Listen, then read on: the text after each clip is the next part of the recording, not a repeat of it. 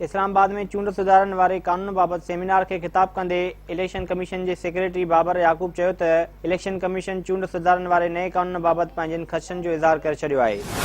नए कानून सां ग़रीब माण्हू चूंड न विढ़ी सघंदो। हुन चयो त 1 करोड़ खां वधीक औरतुनि जी रजिस्ट्रेशन लाइ क़दम न आहिनि खयां विया।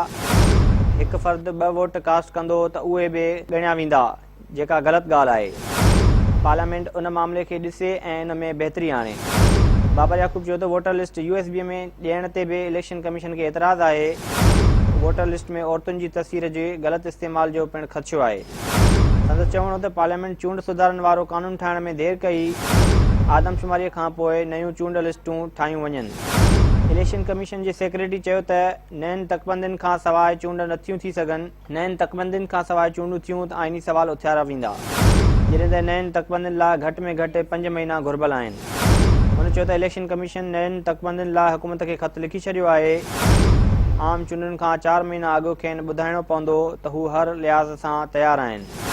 बाबर याकूब चयो त परॾे में रहंदड़ पाकिस्तान खे वोट जो हक़ ॾियण जा समूरा तजुर्बा नाकाम रहिया।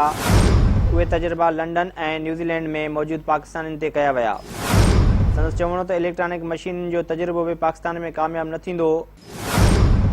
दुनिया जा तमामु घटि मुल्क इलेक्ट्रॉनिक मशीनुनि जो इस्तेमालु कंदा आहिनि। बाबर याकूब चयो त पाकिस्तान में इलेक्ट्रॉनिक मशीनूं ठाहिण जी पॉलिसी गौर हेठि आहे।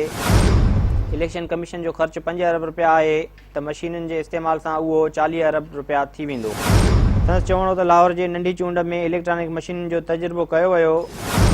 10 खां 12% वोटरनि जे आङूठनि जा निशान ई सही पढ़ण में न पिए आया। बाबर याकूब चयो त मुल्क में 1.25 करोड़ खां वधीक वोटर अहिड़ा आहिनि जिन जे आङूठनि जा निशान नादरा वटि न आहिनि।